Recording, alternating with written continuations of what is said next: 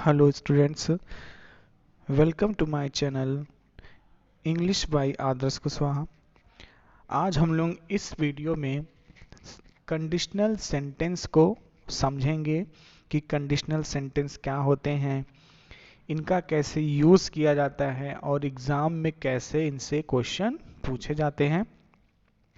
अगर आप अभी तक कंडीशनल सेंटेंस को नहीं समझ पाए हैं, इस वीडियो को पूरा देखने के बाद आज आप समझ जाएंगे कि कंडीशनल सेंटेंस क्या होता है।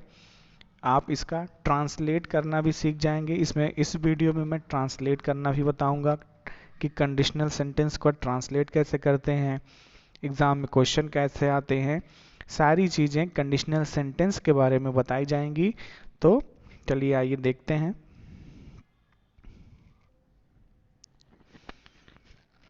डिफिनीशन इसकी देखते हैं कि कंडीशनल सेंटेंस आखिर होता क्या है। जब किसी वाक्य से किसी शर्त का बोध होता है तो उन वाक्यों को कंडीशनल सेंटेंस कहते हैं। जब किसी वाक्य से किसी शर्त का बोध होता है तो उन वाक्यों को कंडीशनल सेंटेंस कहते हैं। अगर मान लीजिए कोई सेंटेंस हो, उसमें एक कार्य दिखाया जाए कि ये कार्य होगा तभी दूसरा कार्य होगा, तो ऐसे सेंटेंस जो होते हैं उन्हें ही हम लोग कंडीशनल सेंटेंस कहते हैं। इसमें एक शर्त दी हुई होती है। अब ये होते कैसे हैं, देखिए। जैसे ये सेंटेंस है, अगर मोहन आएगा तो तुमसे मिलेगा। अब यहाँ पे मोहन आएगा, एक काम होगा तभी ये दूसरा काम होगा तुमसे मिलने का। तो एक काम होने के बाद दूसरा काम हो रहा है, मतलब ये इस सेंटेंस में शर्त है कि एक काम होगा तभी दूसरा काम होगा। तो इंग्लिश में इनसे कॉम्पिटिटिव एग्ज़ाम में कैसे क्वेश्चन आते हैं, कैसे इनका क्वेश्चन आप सॉल्व करेंगे, धीरे धीरे इस वीडियो में सब कुछ बताया जाएगा। तो आगे देखते हैं हम लोग। अब देखिए, कंडीशनल सेंटेंस का निर्माण एक प्रिंसिपल क्लास तथा एक या एक से अधिक सबऑर्डिनेट क्लास से होता है। कंडीशनल सेंटेंस में एक सबऑर्डिनेट क्लास होगा और एक प्रिंसिपल क्लास होगा। जैसे ही आपको सेंटेंस दिखाई दे रहा है यहाँ पे, if Mohan comes Allahabad he will meet you. जो क्लास इफ से स्टार्ट होती है, यहाँ पे देखिए इफ से ये वाली क्लास स्टार्ट हो रही है, जो क्लास इफ से स्टार्ट होती है उसे हम लोग सब ऑर्डिनेट क्लास कहते हैं। और यहाँ पे ये जो दूसरी क्लास है ही विल मीट यू, इसे हम लोग कहते हैं प्रिंसिपल क्लॉज।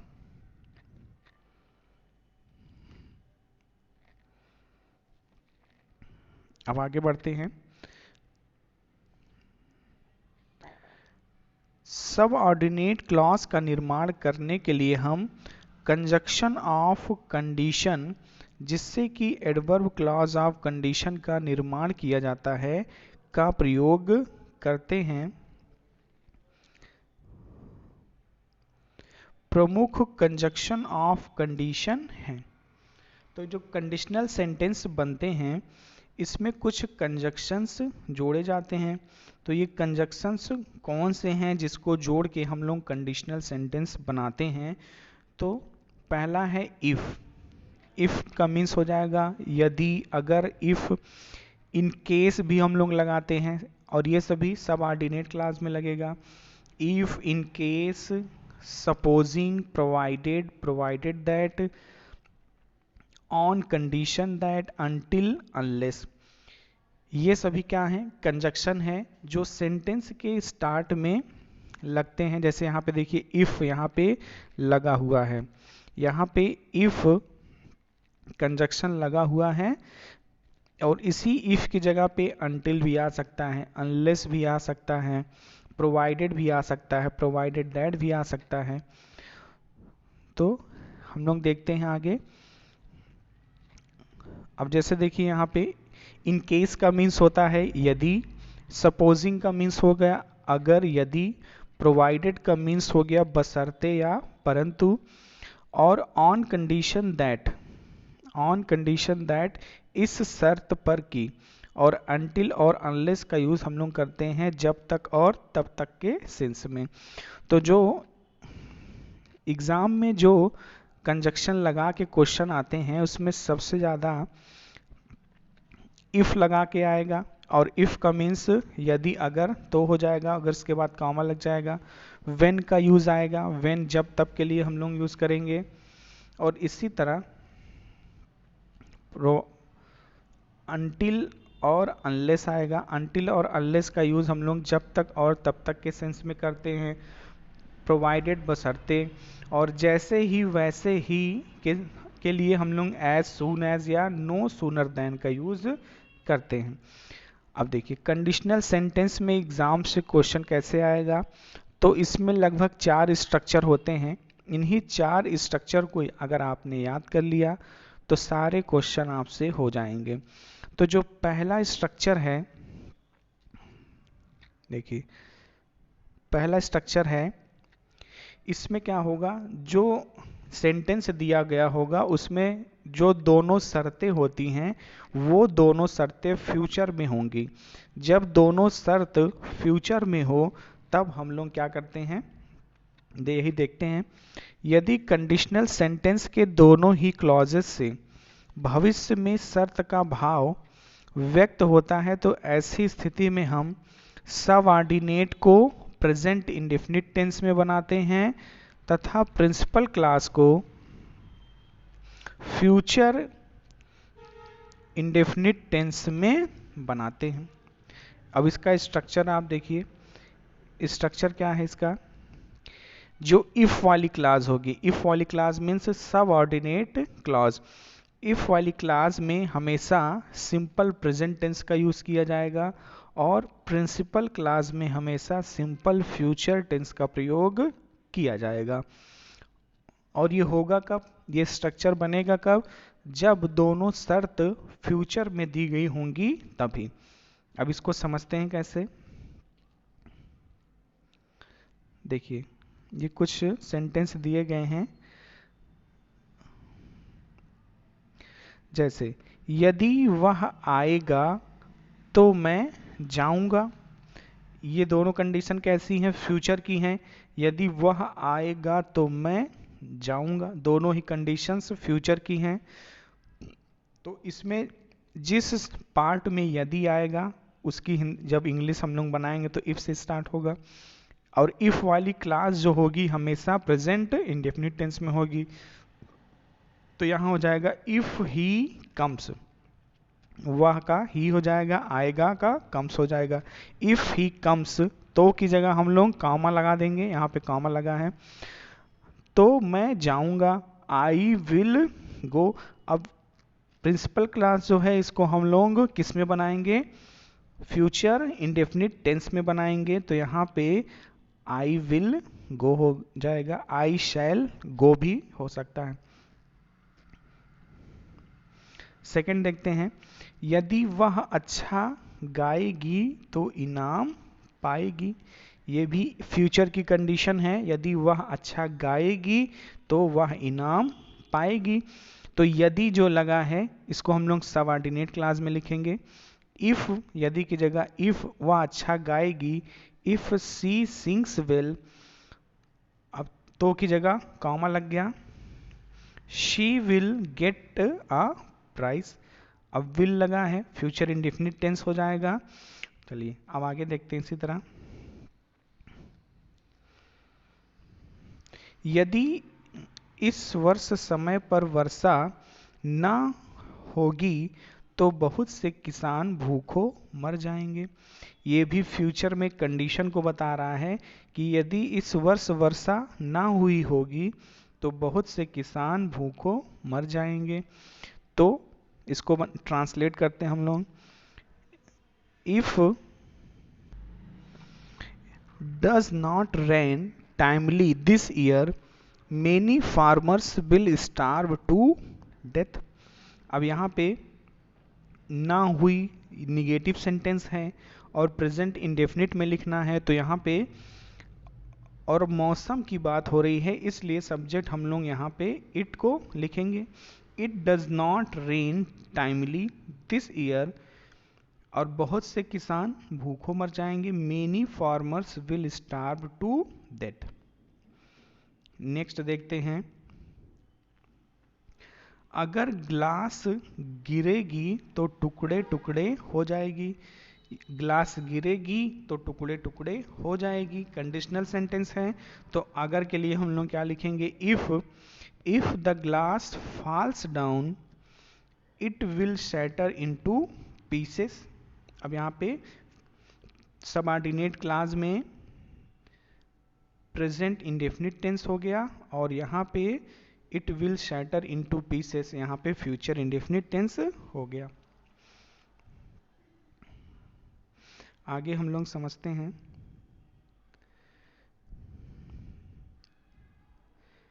कभी कभी इसमें पैसिव वॉइस में भी कुछ जैसे क्लास है, एक क्लास को पैसिव वॉइस में भी लिख सकता है, कभी कभी दोनों क्लास को भी पैसिव वॉइस में लिख सकता है। तो इसका कैसे हम लोग ट्रांसलेट करेंगे, इसे समझते हैं। और अगर मान लीजिए एग्जाम में ऐसा स्ट्रक्चर आ जाए तो इसका मतलब ये सेंटेंस गलत नहीं है। देखिए कैसे, अगर उस विद्यार्थी की सहायता नहीं की जाएगी तो वह आत्महत्या कर लेगा। दोनों कंडीशंस हैं फ्यूचर की, लेकिन जो सबऑर्डिनेट क्लास है वो किसमें है, वह पैसिव वॉइस में लिखी गई है, और जो प्रिंसिपल क्लास है वो एक्टिव वॉइस में लिखी गई है। तो हम लोग प्रेजेंट इंडेफिनिट टेंस का पैसिव वॉइस जब चेंज करते हैं तो helping verb is am are लग जाती है और मेन वर्ब की थर्ड फॉर्म लग जाती है। तो उसी से अब इसको बनाएंगे, if that student is not helped he will commit suicide. अब जैसे यहाँ पे जो प्रिंसिपल क्लास थी उसमें कोई भी चेंजिंग नहीं था, तो यहाँ पे भी हमने कोई चेंज नहीं किया, इसे फ्यूचर इंडेफिनिट टेंस में ही बना दिया। लेकिन जो पहला था ये पैसिव वॉइस में था, तो प्रेजेंट इंडेफिनिट टेंस का चेंज हो गया पैसिव वॉइस में, इस वजह से यहाँ पे इज आ गया और यहाँ पे हेल्प्ड आ गया। चलिए आगे देखते हैं,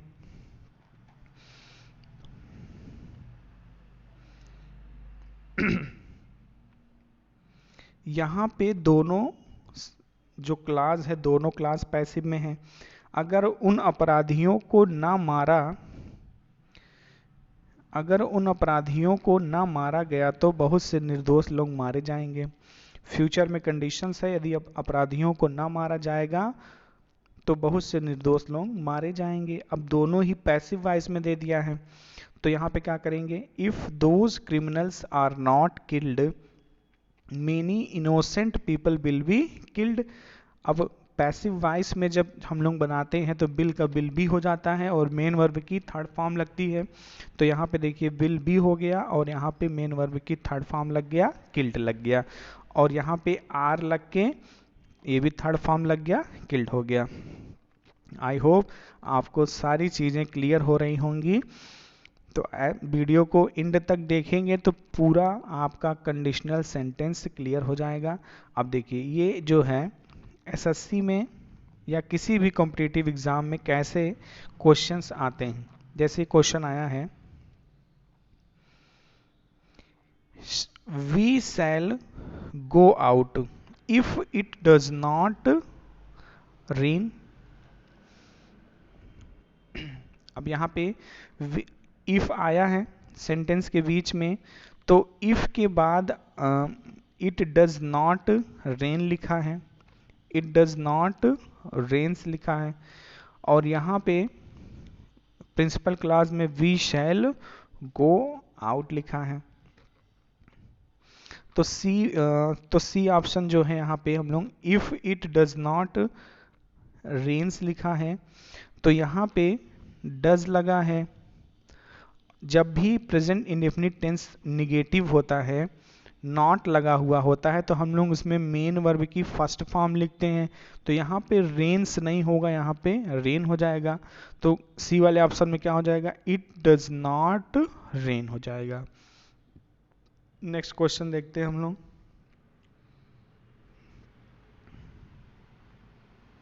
नेक्स्ट क्वेश्चन है, he will tell you about it when he will come back.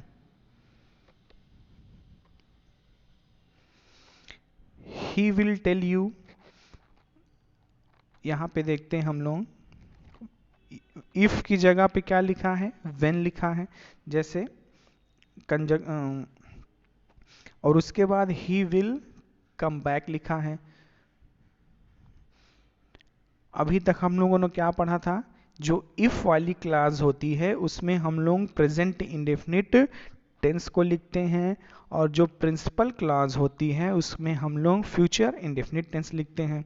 तो प्रिंसिपल क्लास इसकी ही विल टेल यू, ये तो सही है। अबाउट इट यहाँ तक है पूरा प्रिंसिपल क्लास, ये सही है।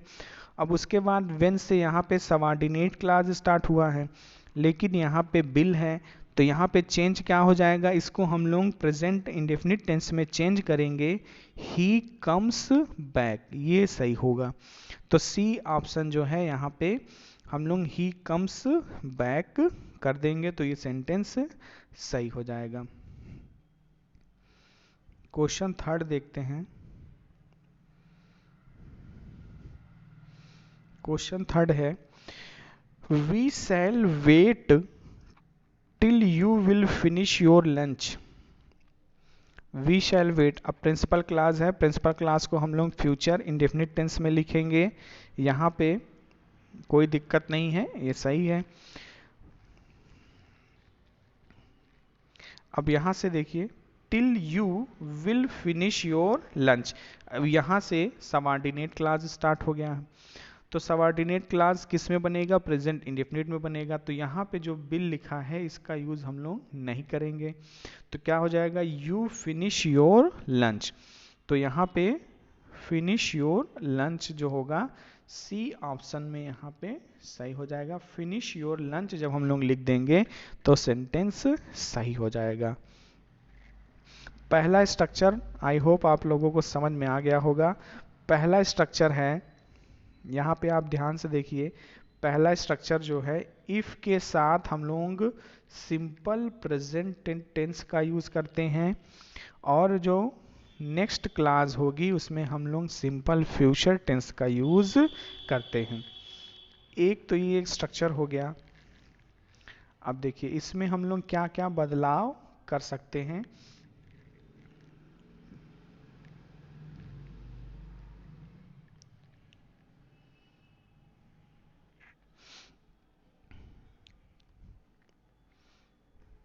देखिए इसमें नोट फर्स्ट है, प्रिंसिपल क्लास में विल के स्थान पर संभावना को दर्शाने के लिए मे माइट, अनुमति के लिए मे, आदेश सलाह के लिए शुड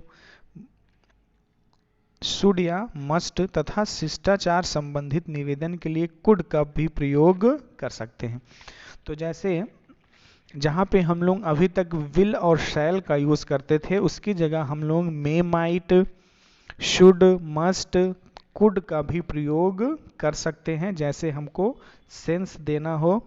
तो यहाँ पे एग्जाम्पल से हम लोग समझते हैं, if you finish your work you may go to play. If you finish your work, अब यहाँ पे कह रहे हैं कि जब तुम अपना कार्य समाप्त कर लोगे तब आप खेलने जा सकते हो। तो संभावना को दिखाया जा रहा है फ्यूचर की, और यहाँ पे एक, तो यहाँ पे हम लोग विल के जगह पे एक मे का भी यूज कर सकते हैं।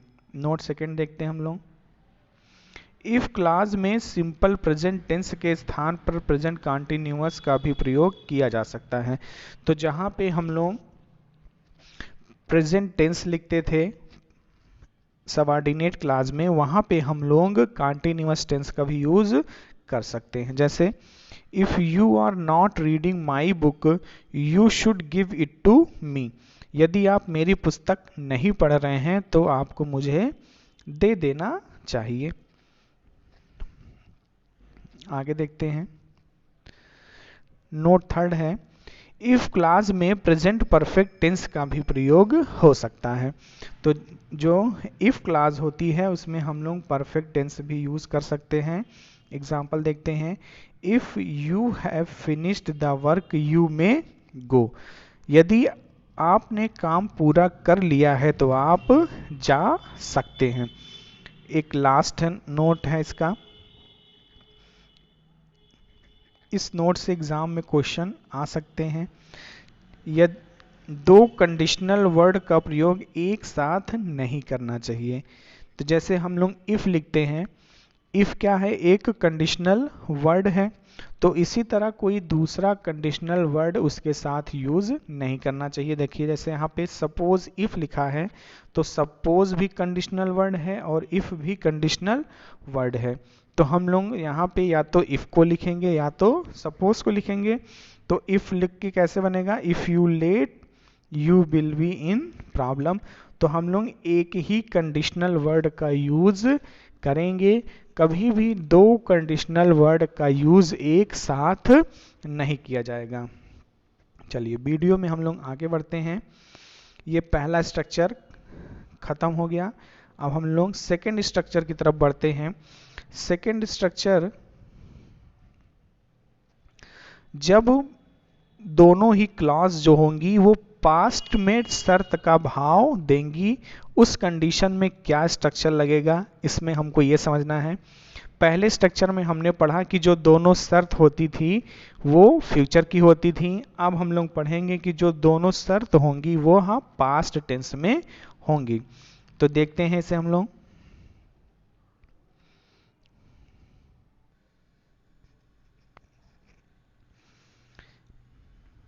यदि कंडीशनल सेंटेंस के दोनों ही क्लॉजेस से पास्ट टेंस में शर्त का भाव व्यक्त होता है तो ऐसी स्थिति में हम सबऑर्डिनेट क्लास में हम लोग हैड प्लस वर्ब की थर्ड फॉर्म लगाएंगे, तथा दूसरी क्लॉज अर्थात प्रिंसिपल क्लास में हम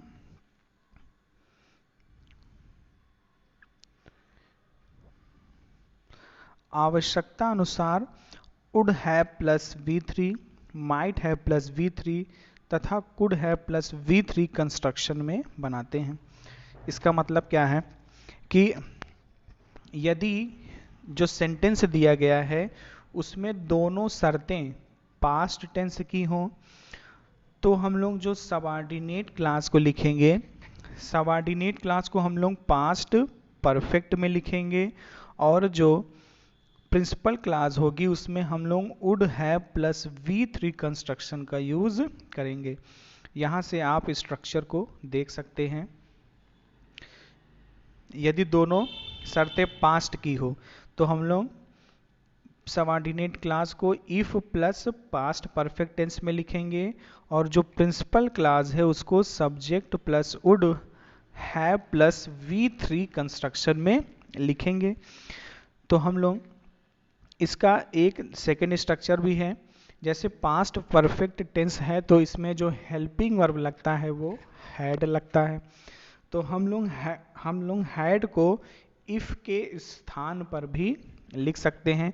तो जहाँ पे इफ लगा है वहाँ पे हम लोगों ने हैड लगा लिया, और हैड के बाद सब्जेक्ट आ गया, उसके बाद वर्ब की थर्ड फॉर्म और ऑब्जेक्ट आ गया।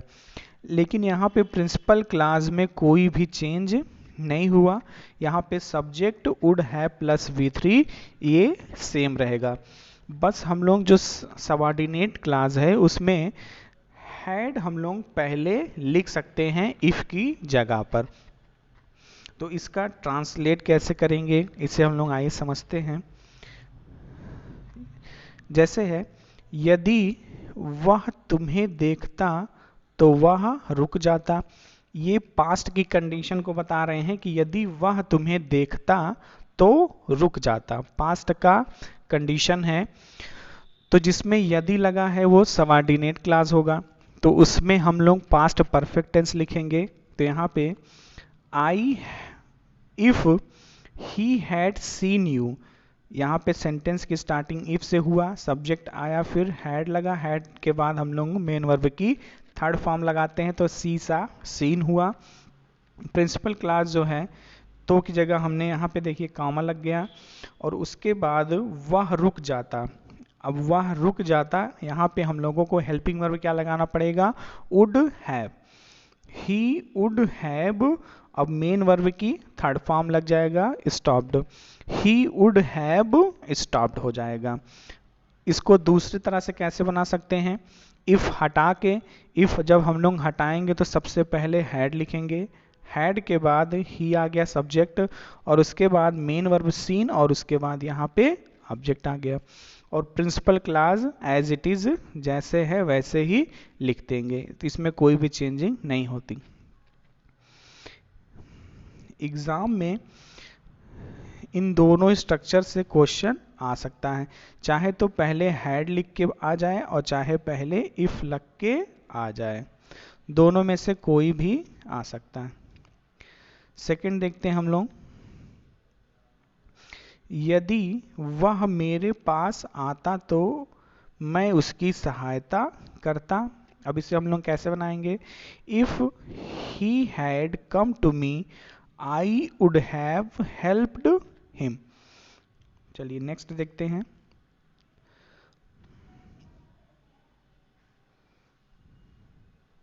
थोड़ा टफ ट्रांसलेशन हम लोग देखते हैं।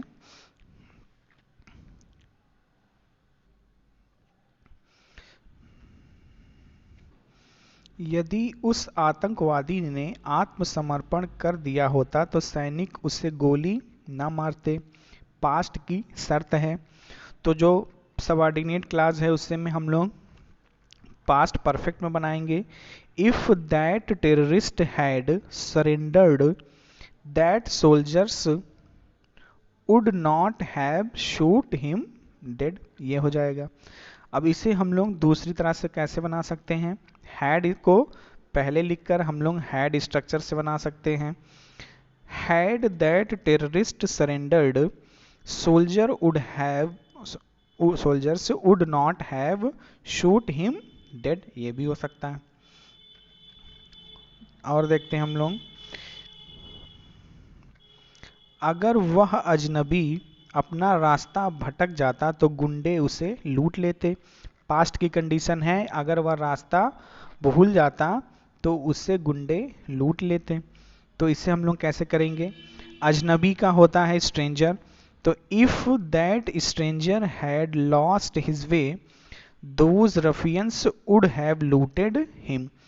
अब यहाँ पे देखिए प्रिंसिपल क्लास में पास्ट परफेक्ट आया है हैड, और उसके बाद वर्ब की थर्ड फॉर्म।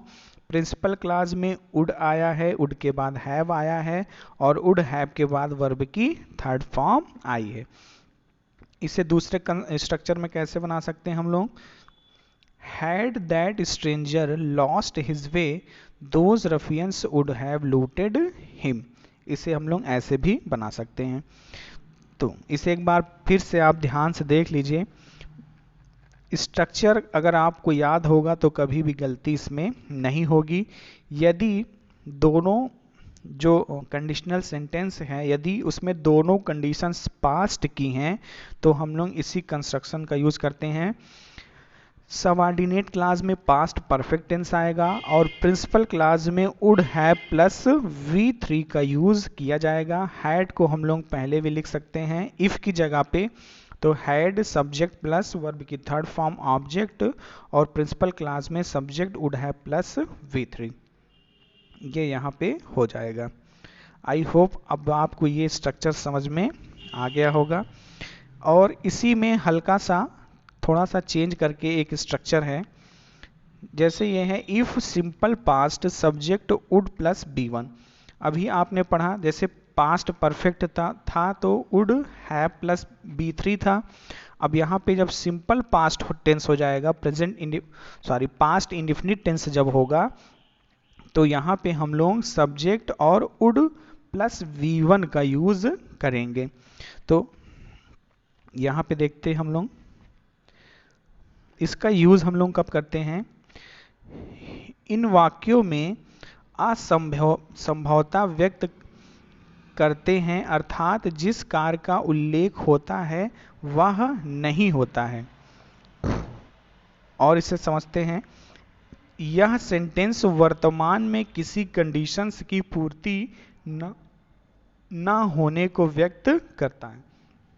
तो यह सेंटेंस पढ़ के आपको ऐसा लगेगा कि वर्तमान की कोई कंडीशंस दी गई हैं जो पूरी नहीं हो पा रही हैं।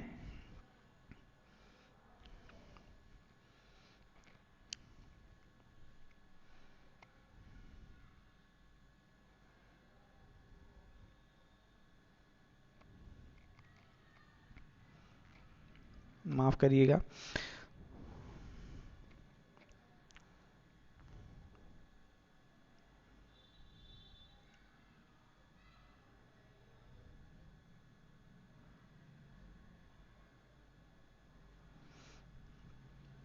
यहां पे हम लोग पहुंचे थे। देखिए पहला वर्ड है, अगर मेरे पास 4 घर होता तो मैं एक तुम्हें दे देता। तो अब यहाँ पे ध्यान देने वाली बात ये है कि यहाँ पे जो हैड लगा है ये हेल्पिंग वर्ब नहीं है। जैसे अभी पास्ट परफेक्ट टेंस में आपने पढ़ा था, वहाँ पे हैड लगा, हैव के बाद वर्ब की थर्ड फॉर्म। लेकिन यहाँ पे जो हैड है ये पास का सेंस, पोजीशन का कंडीशन बता रहा है कि उसके पास 4 घर होते अगर। तो इफ ही हैड 4 हाउसेस, अब इसके बाद हैड लगा है, पास बता रहा है, तो इसके बाद हम लोग क्या लगाएंगे, जो प्रिंसिपल क्लास होगी उसमें वुड के साथ वर्ब की फर्स्ट फॉर्म लगाएंगे। तो I would give 1 to you, तो मैं एक तुमको दे देता। ये तो पहला सेंटेंस हो गया। और देखते हैं, जैसे अगर मेरे पास 5,000 होता तो 2,000 मैं तुमको उधार दे देता। If I had 5,000 I would lent you 2,000 to you. Next देखते हैं, if I had a briefcase I would give it to her. यदि मेरे पास ब्रीफ केस होता तो मैं उसे दे देता। ये प्रेजेंट की कंडीशंस हैं जो पूरी नहीं हुई हैं। इसे हम लोग इफ के बाद सिंपल पास्ट और उसके बाद प्रिंसिपल क्लास में वुड प्लस B1 का यूज करके बनाते हैं। चलिए अब नेक्स्ट स्ट्रक्चर है स्ट्रक्चर थर्ड। यदि दोनों ही क्लॉजेस से कोरी कल्पना बेयर इमेजिनेशन, अर्थात ऐसी कल्पना जो पूरी ना हो सके, का भाव व्यक्त होता है तो सबऑर्डिनेट क्लास को हमेशा पास्ट इंडेफिनिट टेंस में बनाते हैं।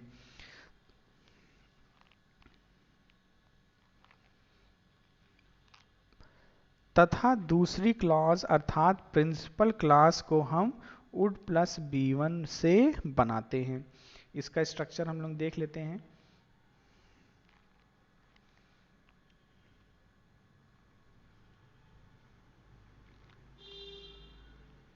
देखिए इसका स्ट्रक्चर है,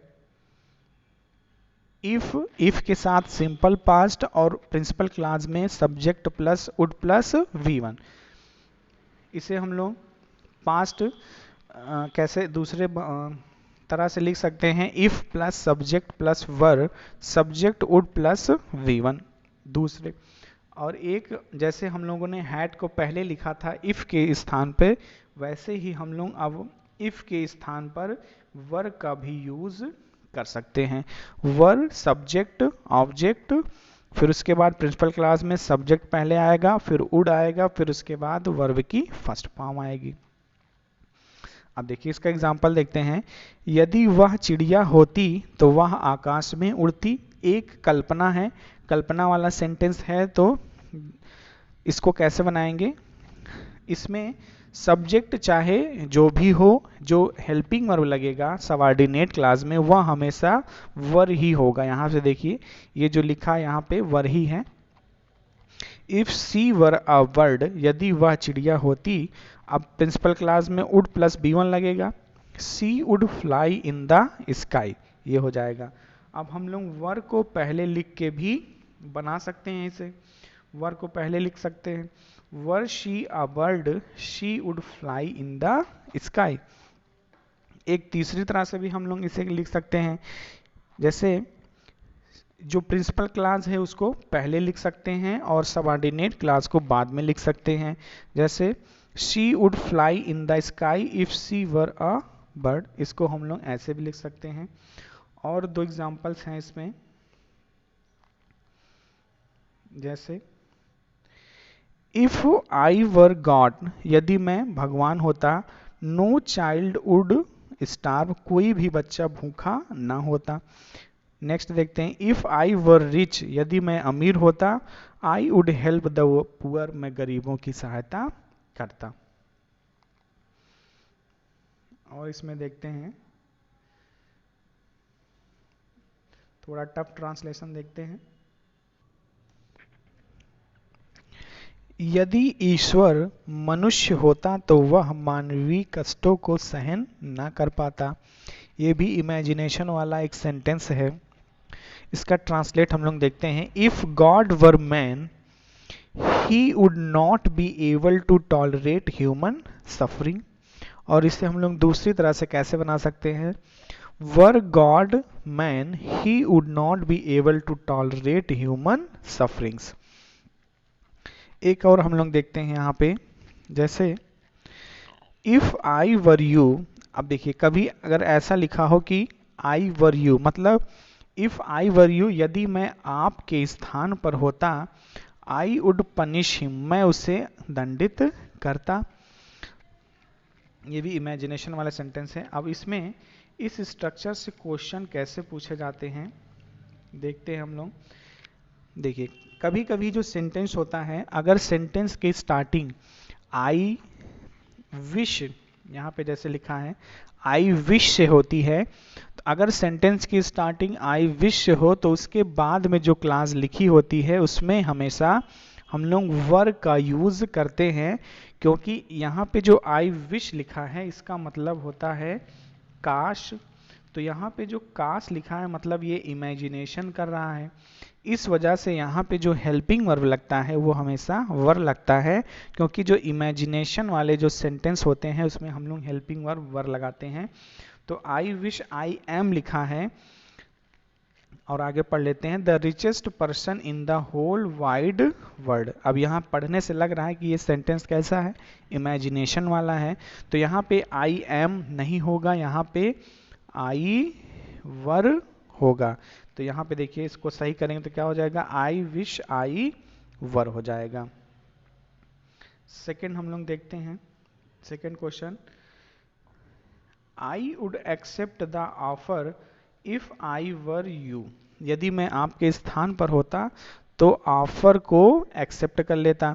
इफ वाली क्लास में यहाँ पे वर लगा है, और जो प्रिंसिपल क्लास है वहाँ पे उड लगा है, उड के बाद वर्ब की फर्स्ट फॉर्म लगा है, इसमें कोई भी गलती नहीं है, यहाँ पे नो एरर हो जाएगा।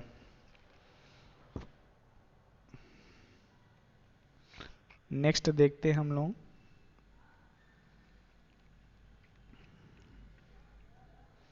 नेक्स्ट है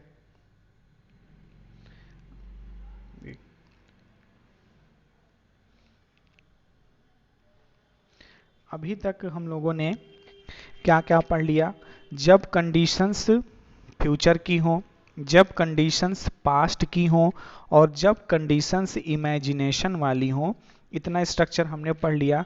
अब लास्ट में बचता है कि यदि कंडीशंस दोनों प्रेजेंट टेंस में हो, तो जब भी दोनों कंडीशंस प्रेजेंट टेंस में हो तो उसके लिए कोई भी फिक्स्ड स्ट्रक्चर हम लोग यूज नहीं करते हैं, जैसा सेंटेंस होता है उसी हिसाब से उसको हम लोग ट्रांसलेट कर लेते हैं।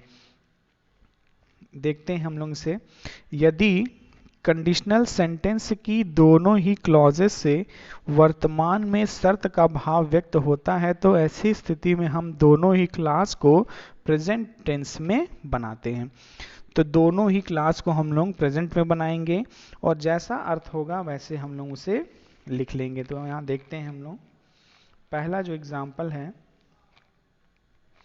यदि कोई कठिन परिश्रम करता है तो सफलता अवश्य प्राप्त करता है।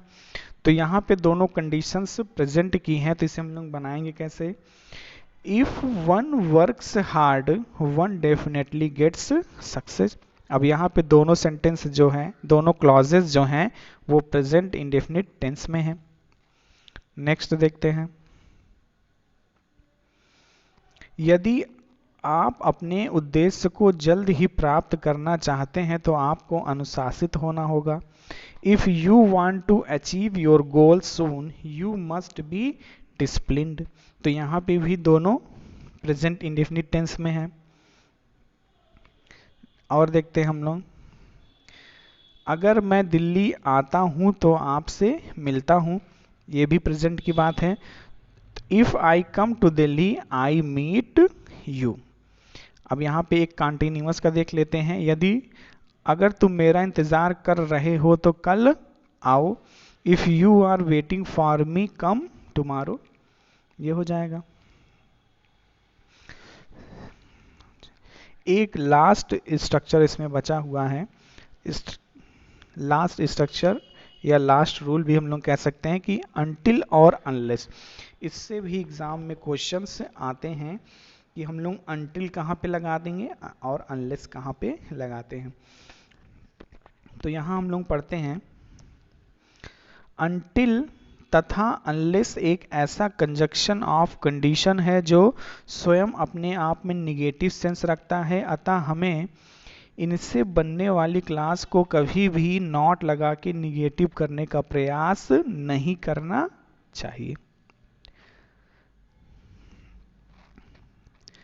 मेन इसमें दूसरा है, अनटिल का प्रयोग समय के संदर्भ में किया जाता है तथा अनलेस किसी शर्त के संदर्भ में किया जाता है। देखिए इसमें समझने वाली बात यह है कि हम लोग जब किसी भी कंडीशनल सेंटेंस को पढ़ेंगे उसमें अगर सबऑर्डिनेट क्लास में नहीं आया है तो उसे हम लोग अनटिल और अनलेस से बना सकते हैं। इफ की जगह पे हम लोग अनटिल और अनलेस लिख सकते हैं। लेकिन उस सेंटेंस को पढ़ने पे यदि लग रहा है कि सेंटेंस में समय का संदर्भ है, इसमें समय के बारे में बात हो रही है, तो वहां पे हम लोग अनटिल कंजक्शन का यूज करेंगे। और ऐसा लगे सेंटेंस पढ़ के कि इसमें किसी भी समय की शर्त नहीं है, इसमें समय के अलावा शर्त है, तो जो अन्य शर्तें होती हैं समय के अतिरिक्त उनके लिए हम लोग अनलेस का यूज करते हैं। और देखिए अनटिल और अनलेस जिस भी क्लास में लगता है, अनटिल अनलेस किस क्लास में लगेगा? सबऑर्डिनेट क्लास में। तो सबऑर्डिनेट क्लास में कभी भी हम लोग नॉट का यूज नहीं करेंगे, प्रिंसिपल क्लास में नॉट का यूज किया जा सकता है। इसके एग्जांपल हम लोग देखते हैं।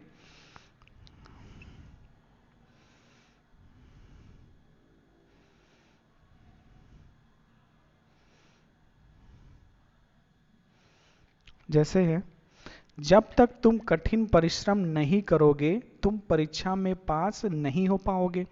अब यहाँ पे जब तक तुम कठिन परिश्रम नहीं करोगे, अब यहाँ पे सबऑर्डिनेट क्लास में नॉट आ गया है, तुम परीक्षा में पास नहीं हो पाओगे। फ्यूचर की कंडीशंस हैं, तो फ्यूचर की कंडीशंस में हम लोग सबऑर्डिनेट क्लास में प्रेजेंट इंडेफिनिट और जो प्रिंसिपल क्लास होती है उसमें हम लोग फ्यूचर इंडेफिनिट लिखते हैं। तो यहाँ पे हम लोग इफ की जगह पे अनलेस लगा सकते हैं, unless you work hard you will not pass in the examination. Second देखते हैं, जब तक वे लोग आत्मसमर्पण नहीं करेंगे सेना उन्हें अपना कार्य नहीं करने देगी। Unless they surrender the army will not let them do their work. यहाँ पे ये हो जाएगा। अब इनसे एग्जाम में जो क्वेश्चन पूछा जाता है वह कैसे पूछा जा, अच्छा एक अनटिल वाला देख लेते हैं हम लोग। अनटिल वाला, जब तक वह वापस ना आ जाए तुम उसकी प्रतीक्षा करोगे। अब यहाँ पे पढ़ के लग रहा है कि इसमें समय के बारे में बात हो रही है, इसमें समय से कुछ इसका लेना देना है। तो जब, अब यहाँ पे ना भी लगा है, अब इस ना की मीनिंग हम लोग नहीं लिखेंगे क्योंकि ये अनटिल में ही आ गया। until he comes back you will wait for him, ये हो जाएगा।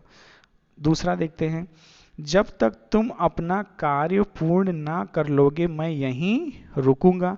दोनों फ्यूचर में है कंडीशंस, तो पहली क्लास को प्रेजेंट इंडेफिनिट में और उसके बाद वाले को फ्यूचर इंडेफिनिट में।